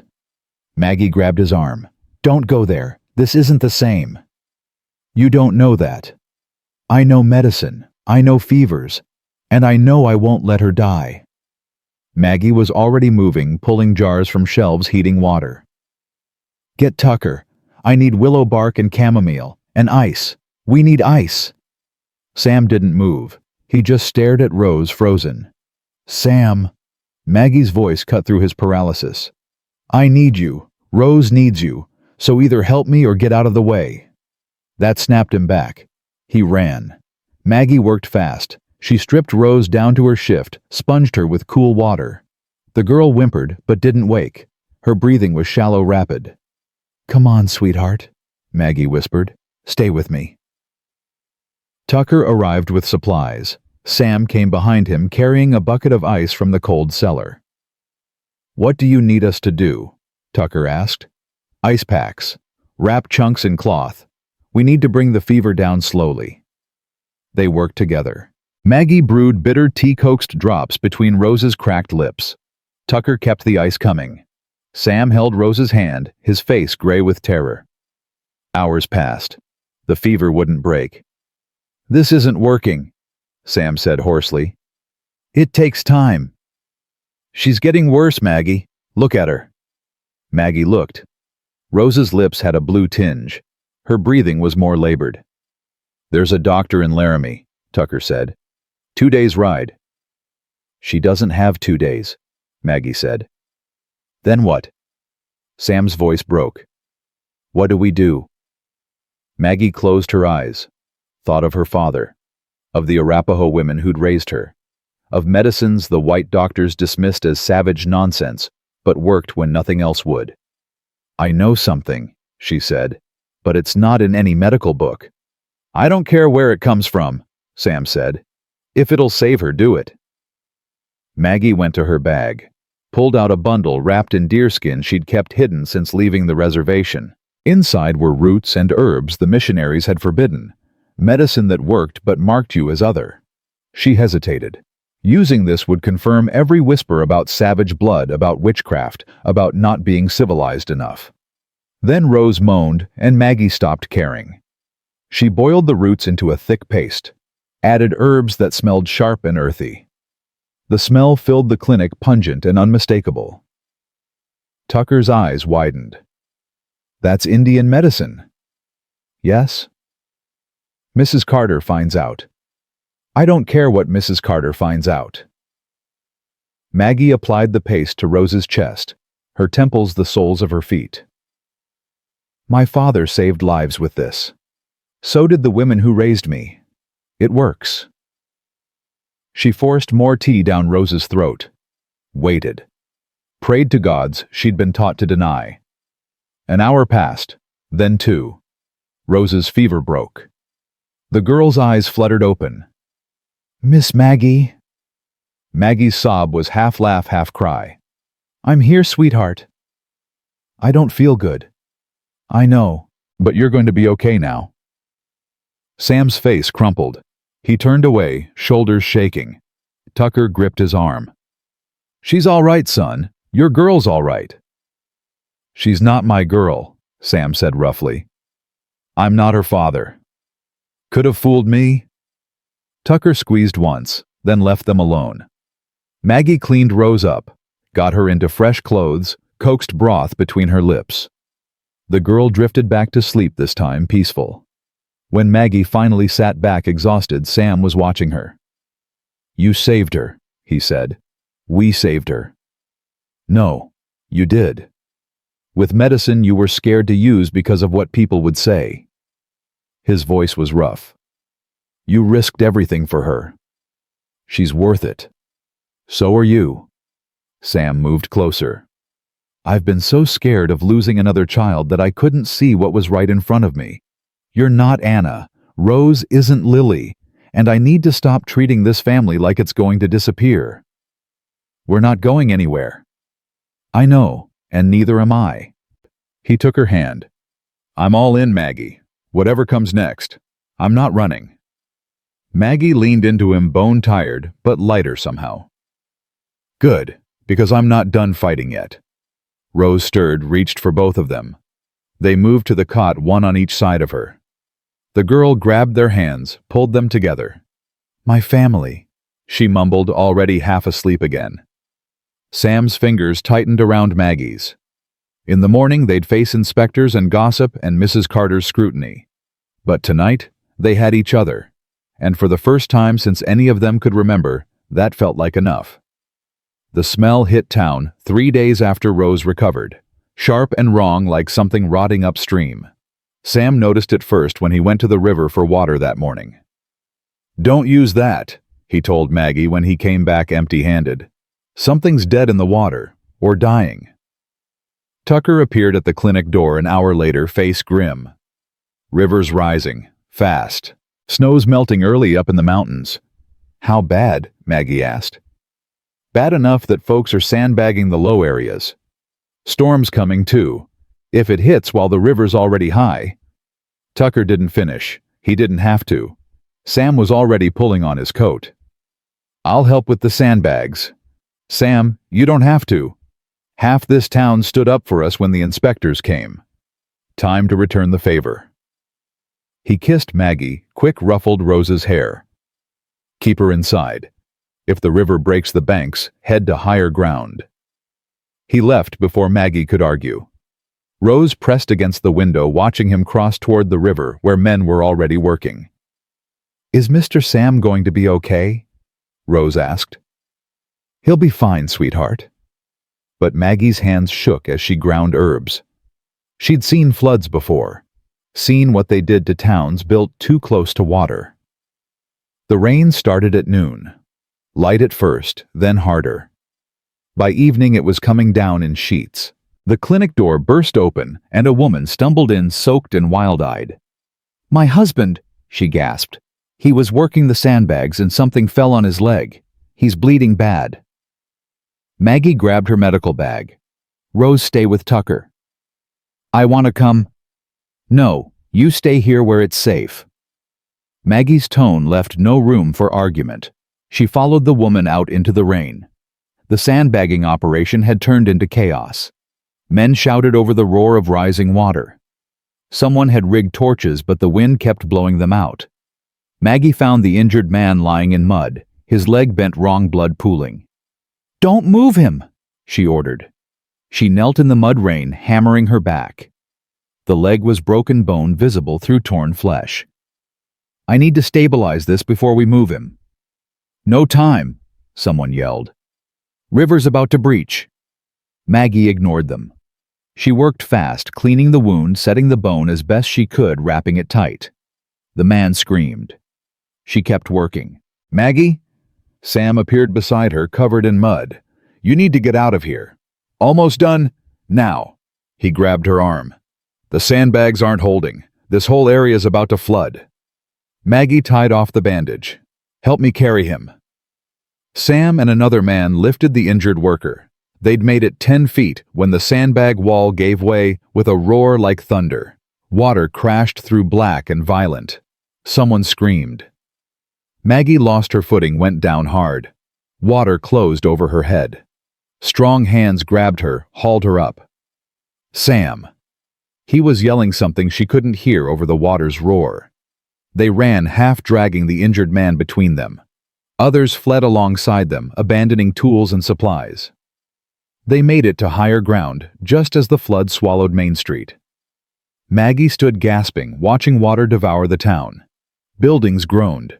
Windows shattered. Debris churned in the current. "Tucker," she gasped. "Rose." "General stores on high ground," Sam said. "Sam, they're safe." "You don't know that." "I saw Tucker boarding up before I came to get you. They're safe, Maggie." But Maggie was already running. Sam cursed and followed. They reached the store to find Tucker and Rose in the upstairs window. Tucker waved. "We're all right," he shouted. "Water's not high enough to reach us." Relief hit Maggie so hard she nearly fell. Sam caught her. "Told you," he said. The injured man groaned. Maggie turned back to him, examining her field dressing. The bleeding had slowed, but not stopped. "I need to operate," she said. "That bone's going to get infected if I don't clean it proper." "Where?" Sam looked around. Most of the buildings on low ground were flooded. The clinic's underwater. "The church," someone said. "It's on the hill, still dry." They carried the man to the church. Reverend Carter met them at the door, took one look and started clearing the pews. "Use the altar," he said. "I'll get you light." Maggie worked through the night. The man's wife held his hand while Maggie cut away dead tissue, cleaned the wound, reset the bone properly. Sam held the lantern steady, never flinching, even when blood ran across the altar cloth. Other injured started arriving. A woman with a gash across her forehead. A boy with a dislocated shoulder. An old man who'd breathed in too much dirty water. Maggie treated them all, moving from one to the next without pause. Dawn came gray and wet. The rain had stopped, but the river still raged, brown and swollen. Half of Main Street was underwater. Buildings sagged, walls cracked, roofs collapsed. Maggie stood in the church doorway, swaying with exhaustion. Sam came up behind her, wrapped his arms around her waist. "You need to sleep," he said. "People need help. And you can't help them if you fall over." He turned her to face him. "Tucker's got Rose. The patients are stable. Come on. Few hours rest, then you can save more lives." Maggie wanted to argue, but her legs were shaking and her hands wouldn't stop trembling. She let Sam lead her to a dry corner of the church, let him wrap her in a borrowed blanket. "I'm so tired," she whispered. "I know." Sam settled beside her, pulled her against his chest. Sleep. I've got you. She was asleep before she could respond. Maggie woke to shouting. She jerked upright, momentarily confused. Sam was already on his feet. What's happening? She asked. Fire, someone yelled. The Carter house is on fire. They ran outside. Smoke poured from the preacher's house, thick and black. Flames licked through broken windows. People formed a bucket brigade, but the well was flooded, the water contaminated. Where's Reverend Carter? Sam demanded. Inside. He went back for his wife. Without thinking, Maggie ran toward the house. Sam grabbed her. What are you doing? He helped us. I'm not letting him die. The house is coming down. Then we better hurry. Maggie pulled free and ran. The heat hit her like a wall. Smoke burned her lungs. She dropped low, crawling through the parlor. Found Reverend Carter in the hallway, unconscious. Mrs. Carter pinned beneath a fallen beam. Help me! Mrs. Carter gasped when she saw Maggie. Blood ran down her face. Her leg was trapped. Maggie grabbed the beam, tried to lift. It wouldn't budge. Flames crawled across the ceiling above them. Sam appeared through the smoke. I told you to wait. The beam! Maggie coughed. I can't move it. Sam grabbed the Reverend, dragged him toward the door. Get out, I'll get her. It's too heavy. Get the Reverend outside. Now. Maggie hesitated, then grabbed Reverend Carter under the arms. She pulled him through the smoke, through the heat, out into clean air. Hands took him from her. Someone wrapped a blanket around her shoulders. Where's Sam? Tucker demanded. Maggie turned back to the house. Flames had engulfed the doorway. The roof groaned. Sam, she screamed. Sam, get out! The roof collapsed with a roar. Maggie lunged forward. Tucker grabbed her, held her back. You can't. He's in there. Maggie fought against Tucker's grip. Sam, Sam. For one terrible, endless moment, nothing happened. Then a figure burst from the side of the house, carrying Mrs. Carter. Sam, covered in soot and burns, but alive. He collapsed 10 feet from the building. The rest of the roof came down, sending sparks 50 feet into the air. Maggie broke free of Tucker, ran to Sam. He was coughing, barely conscious. Mrs. Carter lay beside him, her leg bent wrong but breathing. You stupid, stupid man! Maggie sobbed. She ran her hands over him, checking for injuries. Burns on his arms, his face. Nothing life-threatening. You could have died. So could you, Sam rasped. You ran in first. That's different. No, it's not. He grabbed her hand. We're a team now, remember? We save people together, not alone. Maggie wanted to argue. Instead, she kissed him. Hard and desperate and grateful. When she pulled back, Sam was smiling despite the pain. Worth it. Shut up. But she was smiling too. Mrs. Carter stirred. Her eyes opened, found Maggie's face. You saved me. Sam saved you. You came for me first, after everything I did to you. Mrs. Carter's voice broke. Why? Because that's what healers do, Maggie said simply. We don't pick who deserves saving. Tears tracked through the soot on Mrs. Carter's face. I'm sorry, for all of it. You're a better Christian than I ever was. Maggie squeezed her hand once, then moved to check her injuries. The leg was broken. Badly. She'd need surgery. I need to set this, Maggie said. It's going to hurt. Do it. Mrs. Carter gripped Reverend Carter's hand. He'd woken up, was kneeling beside his wife, with tears in his eyes. I trust you. Maggie worked in the church again, the Carters side by side on makeshift beds, Mrs. Carter's leg required pins to set properly. Maggie had done it once before during the war. Her hands shook as she heated the metal pins in a flame. You can do this, Sam said quietly beside her. What if I can't? What if I make it worse? Then you make it worse trying to help, but I've watched you save lives all night. You've got this. Maggie took a breath.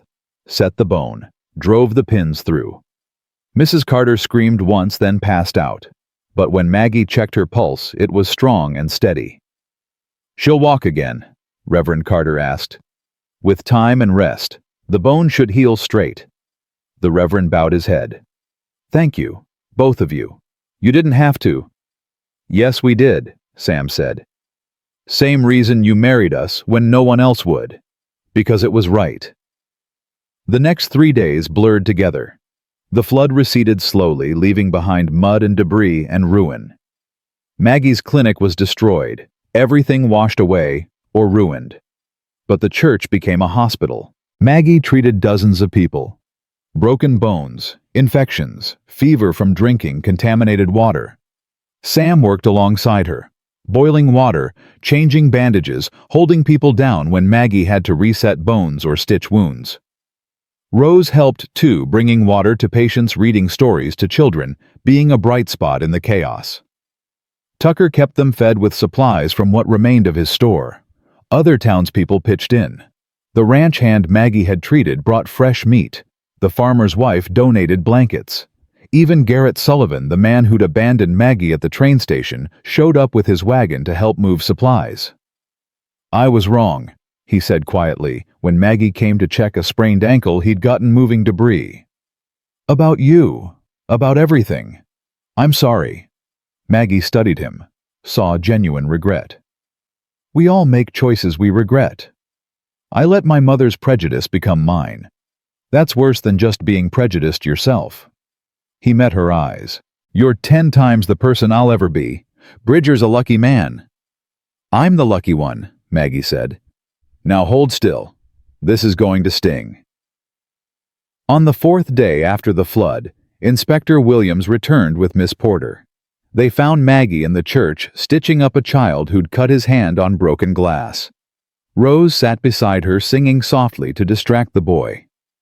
Williams looked around at the makeshift hospital, at the people Maggie had treated, at Rose comforting a crying child. "We've completed our investigation," he said. Maggie's hands stilled. "And we spoke with 32 people. Not one of them had a bad word to say about you or Mr. Bridger. Several pointed out that you risked your life multiple times to save people who'd treated you poorly." Williams pulled out papers. "The Territorial Office has approved your petition to adopt Rose Tate." Maggie's vision blurred. "What? You're her mother now. Legally. Permanently." Miss Porter smiled. "Congratulations, Mrs. Bridger." Rose looked up from the child she'd been comforting. "Does that mean I can stay forever?" "Forever?" Maggie whispered. She pulled Rose into her arms, finally letting the tears come. "You're ours. Completely." Sam appeared in the doorway, covered in mud from clearing debris.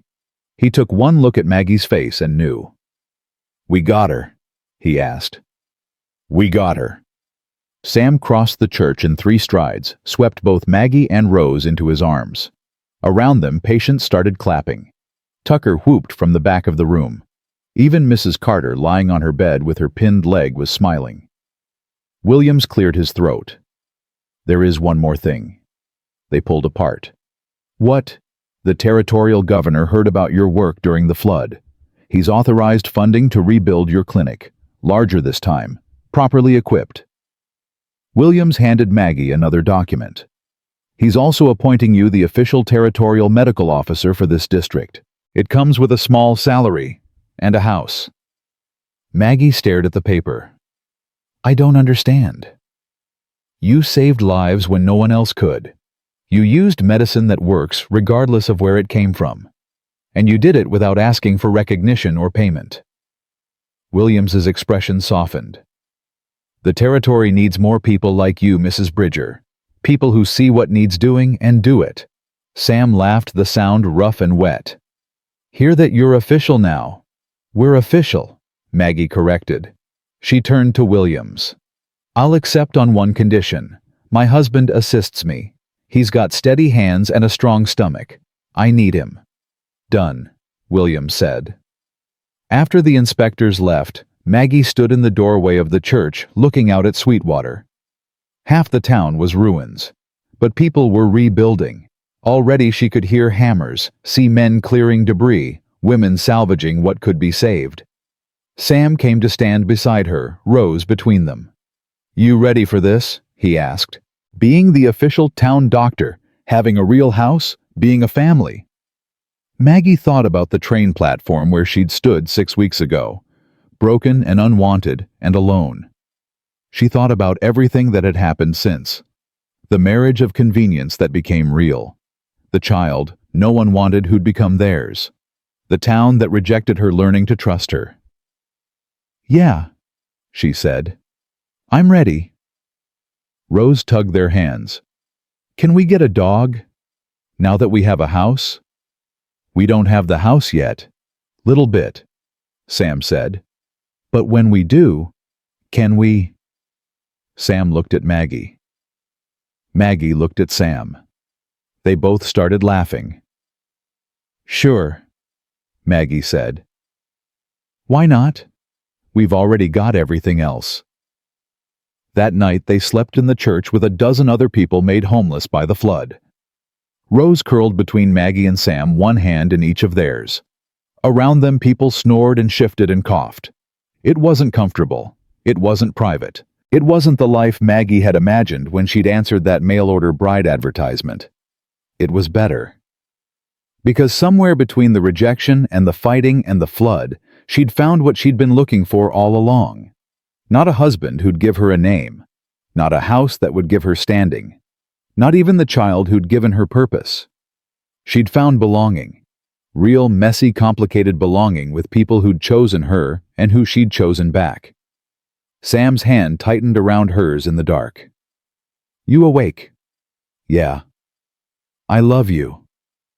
The words came quiet but certain. "Thought you should know." Maggie's breath caught. "Since when?" "Since you ran into a burning building for people who tried to destroy you. Since you used forbidden medicine to save Rose.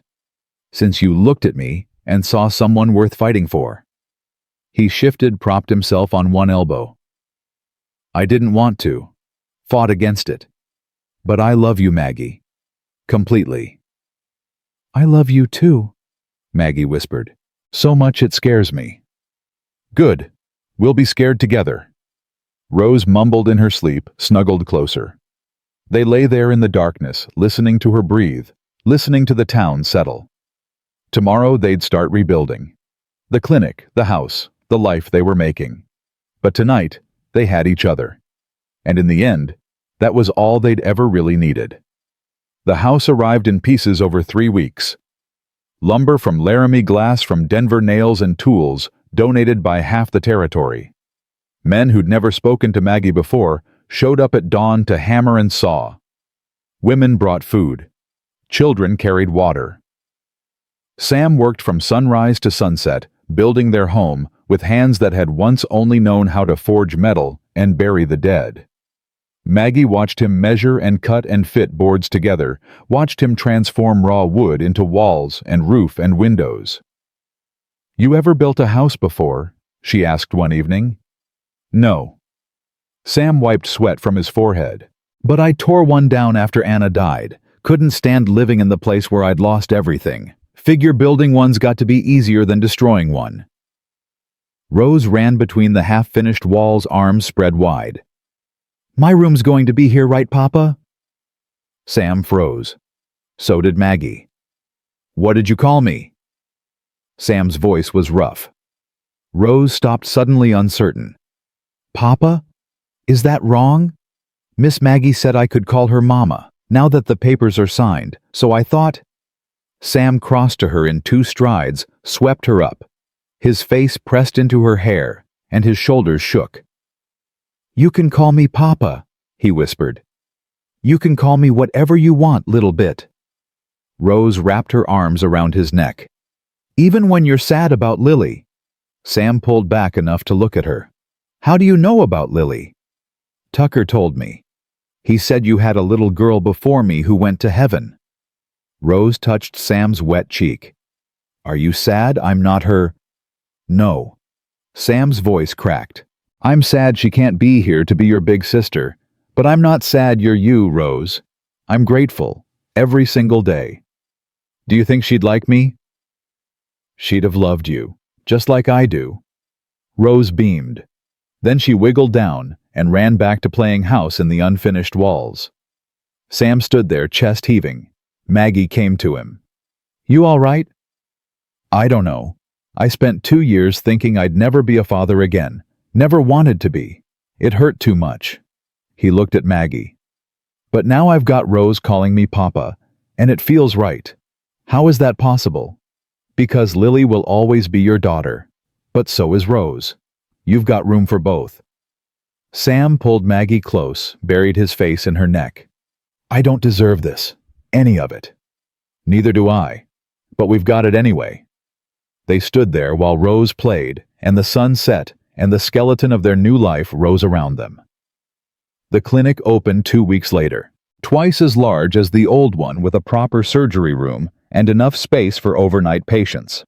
The territorial governor sent medical supplies Maggie had only dreamed of owning.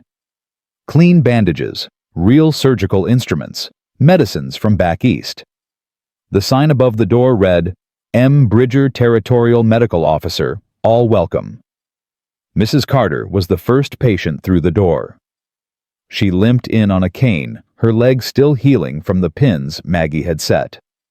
Reverend Carter supported her other side.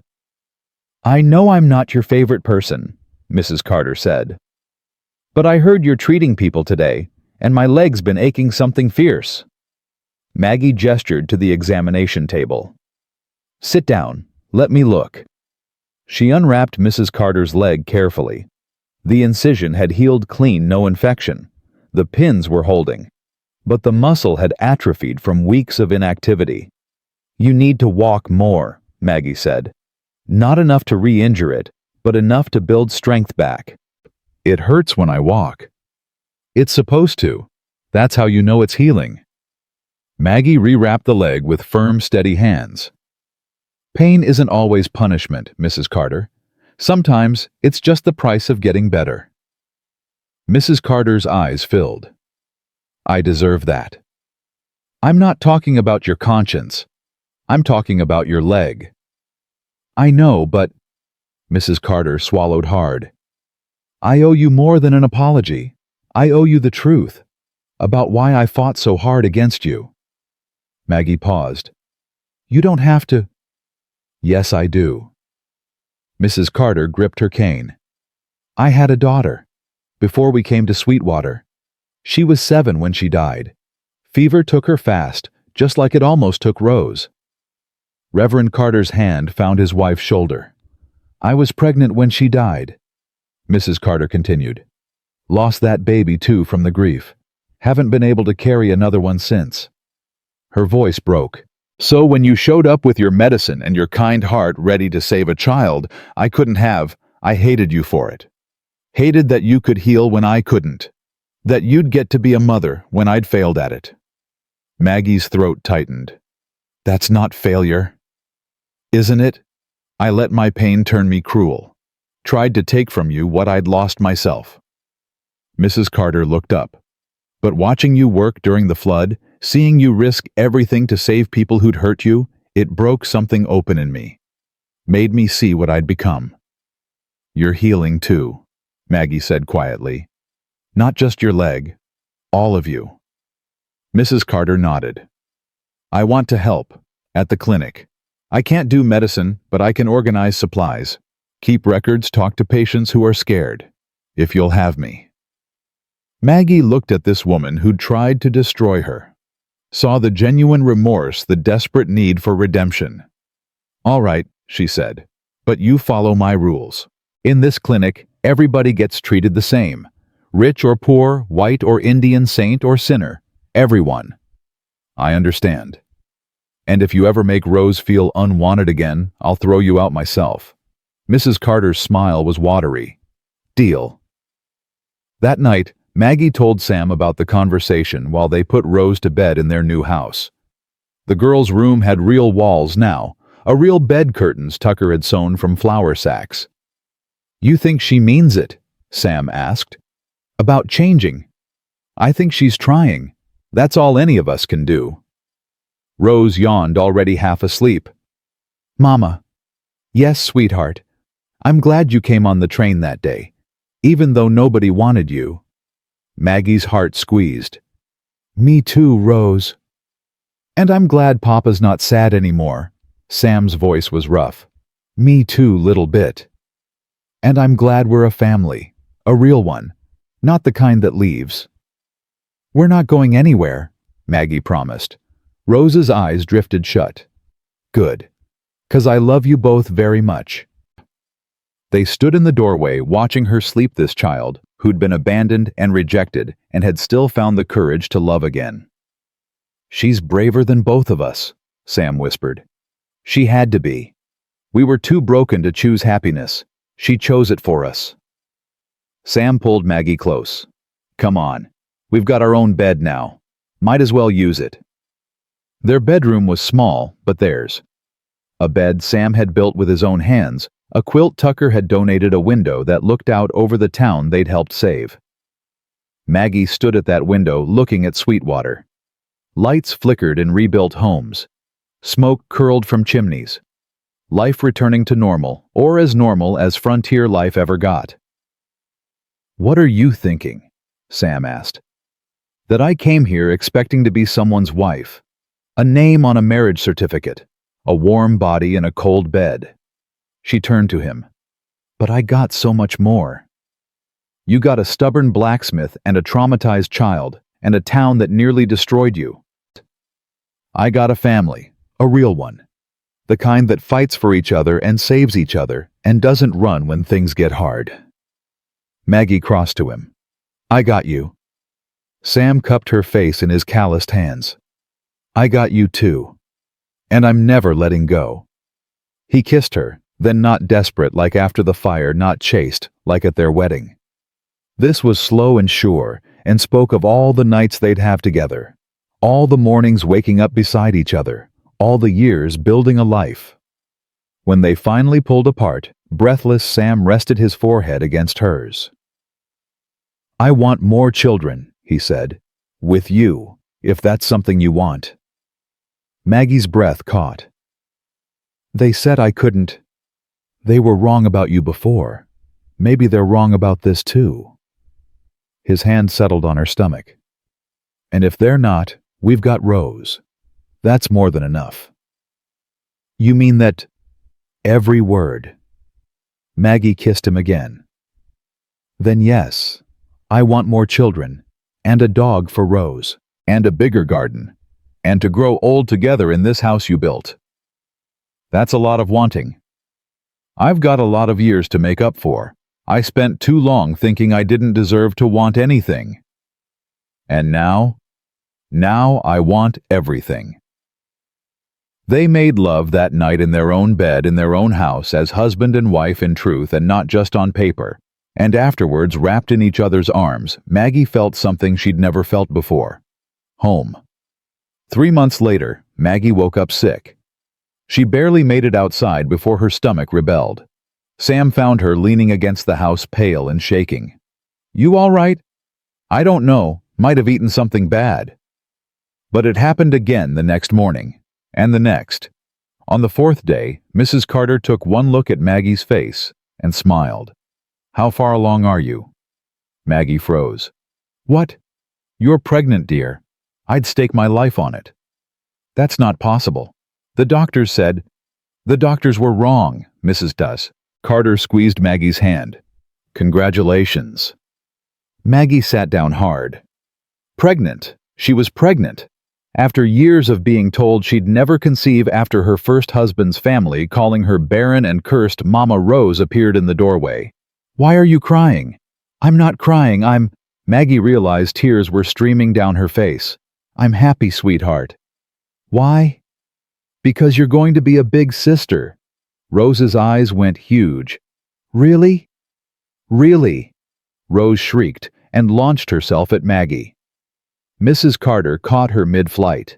Careful now, your mama's got precious cargo.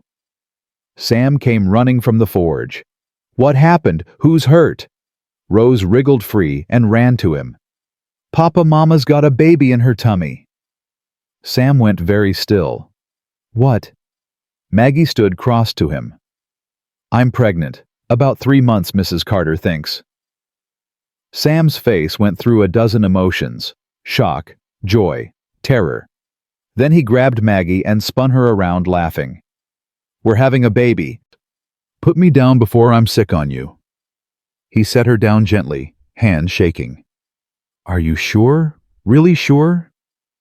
Mrs. Carter's been pregnant 8 times. She knows the signs. 8. Sam looked at Mrs. Carter in surprise. Lost most of them, Mrs. Carter said quietly. But I know what early pregnancy looks like. Your wife's definitely carrying. Sam pulled Maggie close, his hand on her still flat stomach. A baby. Our baby. Don't get too excited yet, Maggie warned. Lots can go wrong in the first months. Nothing's going wrong, I won't let it. That's not how biology works. I don't care. Sam kissed her forehead, her cheeks, her lips. This baby's going to be fine. You're going to be fine. We're all going to be fine because I refuse to lose anyone else I love. Maggie wanted to tell him he couldn't control that, couldn't prevent loss through sheer determination. But looking at his face, at the fierce love there, she decided to believe him. Okay, she whispered. We're going to be fine. The pregnancy was hard. Maggie was sick for months, could barely keep food down, exhausted all the time. But she kept working, kept seeing patients, kept teaching Rose her letters and numbers, and which herbs healed which ailments. Sam built a cradle from cherry wood. Tucker donated baby clothes his daughter's children had outgrown. Mrs. Carter organized a quilting circle that made blankets and gowns. Even Garrett Sullivan's mother, who'd convinced her son to reject Maggie, showed up with hand-knitted booties and a mumbled apology. My grandson, she said stiffly. He told me what you did during the flood, how you saved people who'd treated you poorly, made me think about my own choices. And, Maggie asked, and I was wrong, about you, about what kind of woman you'd be. She held out the booties. These won't make up for it, but maybe they're a start. Maggie took them. Soft yellow wool, tiny and perfect. Thank you. The woman nodded and left quickly, like staying longer might break her composure. Maggie held the booties and cried hormones and gratitude and the sheer impossibility of her life overwhelming her. Rose found her like that. Mama, why are you sad? I'm not sad, sweetheart. I'm just... Maggie wiped her eyes. Sometimes happy and sad feel the same. That doesn't make sense. I know, but it's true anyway. Rose climbed into Maggie's lap, careful of her growing belly. I'm going to be the best big sister ever. I know you are. I'll teach the baby everything, how to read, how to find good herbs, how to make Papa smile when he's sad. You already do that last one. Then I'll teach the baby too. Rose pressed her ear to Maggie's stomach. Can the baby hear me? Maybe. Hi, baby. I'm your big sister Rose. I'm going to love you so much. Even when you cry and smell bad and keep Mama and Papa awake, I'll still love you. Maggie's throat closed. She held Rose tighter, felt the baby kick for the first time, and thought about how 3 seasons ago she'd been alone on a train platform with nothing and no one. Now she had everything. The baby came in early spring. Labor started at dawn, hard and fast. Sam sent Rose to stay with Tucker and ran for Mrs. Carter, who'd delivered dozens of babies in her time. It's too early. Maggie gasped between contractions. The baby's not due for another month. Babies come when they're ready, not when we expect them, Mrs. Carter said calmly. She examined Maggie, nodded. Everything looks good. This baby's just impatient. Like her mother, Sam said. His face was pale, but he gripped Maggie's hand like a lifeline. Or him, Maggie panted. Or them. Mrs. Carter smiled. Now push. Maggie pushed, and screamed, and pushed again. Sam whispered encouragement, wiped her forehead, let her crush his fingers without complaint. "I can see the head," Mrs. Carter said. "One more big push, dear. You can do this." "I can't." "Yes, you can." Sam's voice was fierce. "You survived being rejected and abandoned and a whole town turning against you. You survived a flood and a fire and saving lives while risking your own. You can do this, Maggie. I know you can." Maggie pushed, and with a final searing pain, the baby slipped free. The room went silent. Then a cry split the air, thin and furious and absolutely perfect. "It's a boy," Mrs. Carter announced. She cleaned him quickly, wrapped him in a blanket, placed him in Maggie's arms. Maggie looked down at her son, tiny and red-faced, and screaming his outrage at the world. He had Sam's dark hair and her nose and the most beautiful eyes she'd ever seen. "Hello," she whispered. "We've been waiting for you." The baby stopped crying, blinked at her solemnly. Sam leaned over, touching the baby's cheek with one trembling finger. "He's perfect." "He is." "What should we name him?" Maggie thought of the journey that had brought them here. The train platform, the rejection, the fear, the hope that had somehow survived it all. "Hope," she said. "We should call him Hope." "That's a girl's name." "Then we'll call him something that means hope." Maggie looked at Mrs. Carter. "What's a good name for Hope?" "Jonah," Mrs. Carter said softly. "It means dove, symbol of hope and new beginnings." "Jonah," Sam repeated. "Jonah Bridger." The baby Jonah yawned and snuggled against Maggie's chest. And just like that, their family was complete. Tucker brought Rose home that evening.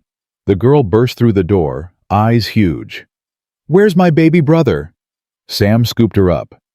"Sleeping with Mama, but you can meet him if you're quiet." Rose tiptoed into the bedroom like she was approaching something sacred. Maggie was propped against pillows, Jonah sleeping in her arms. Rose climbed carefully onto the bed. "He's so small," she whispered. "You were this small once." "Really? Really?" Maggie shifted so Rose could see better. "Want to hold him?" Rose's eyes went huge. "I can—" "Of course. He's your brother." Maggie settled Jonah in Rose's arms, showed her how to support his head. Rose stared at the baby like he was made of spun glass. "Hi, Jonah," she whispered. "I'm Rose. Remember me? I told you I'd love you even when you smell bad. I still mean it." The baby opened his eyes, blue like Maggie's. He looked at Rose seriously. "He knows me," Rose breathed. "Mama, he knows me." "Of course he does. You're his sister." Sam sat on the edge of the bed, arm around Rose's other hand on Maggie's shoulder. They sat like that for a long time, the four of them watching the sun set through the window of the house Sam built. "We're really a family now," Rose said. "A whole one." "We were always whole," Maggie said. "Even before Jonah. Even when it was just us three. We were whole because we chose each other. But now we're more whole." Sam laughed. "Yeah, little bit. Now we're more whole." That night after Rose was asleep and Jonah was fed and changed and sleeping in his new cradle, Maggie stood at the window looking out at Sweetwater. Sam came up behind her, wrapped his arms around her waist. "What are you thinking about?" he asked. "About the woman I was when I got off that train? How scared she was. How certain she was that nobody would ever want her. And now I know she was wrong. People did want her. They just hadn't found each other yet." Sam kissed her temple. "I'm glad I found you. I'm glad I found you too, even if it was by accident. Best accident I ever made." They stood there in comfortable silence. Then Maggie spoke again. "I want to expand the clinic, train other people in medicine, make sure every town in this territory has someone who can heal." "Ambitious?" "I've been thinking about all the Rose Tates out there, All the rejected women and abandoned children and people who need help but don't have anyone. Maggie turned to face Sam. I want to be the person who shows up for them. Then we'll do it, together. You'd do that? Leave the forge, travel around teaching medicine. Maggie, I'd follow you anywhere. I thought you knew that by now. She did know. Had known since he'd carried her out of that flood. Since he'd run into a burning building to save a woman who'd tried to destroy them. Since he'd held her hand through labor and whispered that she was strong enough. I love you, she said. More than I knew it was possible to love anyone. Good, because I love you more. That's not possible. Want to bet? She kissed him to shut him up. And then, because she wanted to. And then because in this house, in this town, in this life, they'd built from nothing, she finally felt like she belonged. Jonah cried. Sam went to get him. Maggie followed, and they stood together over the cradle, looking at their son. He's going to grow up knowing he's wanted, Sam said. Both our children are. They'll never doubt it for a second. No. Maggie agreed. They won't. Because that was the gift they could give. Not a perfect life. Not a world without pain or rejection or loss, but the absolute certainty that they were chosen, loved, wanted, always. Rose appeared in the doorway, rubbing her eyes. Can't sleep. Come here, Maggie said. Rose climbed into bed with them, the four of them crowded together. Sam told a story about a blacksmith who could forge anything, even broken hearts, back together. Rose added parts about a brave healer who saved whole towns. Jonah slept through it all, safe and warm and surrounded by love. And Maggie, lying there with her family, thought about the mail-order bride advertisement that had brought her here. The promise of a quiet home, a warm hearth, a place to belong. She'd gotten all of that. But she'd gotten so much more too. She'd gotten a husband who saw past her scars to the strength beneath. A daughter who'd taught her that love was a choice, not a debt. A son who represented every impossible hope she'd ever carried. A town that had learned to embrace the very things they'd once rejected.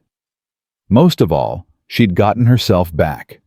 The parts of her that had been broken and buried and declared worthless, she'd found them again, polished them up, and built a life around them. The mail-order bride nobody wanted had become the woman everybody needed. And in the end, that was more than enough. It was everything.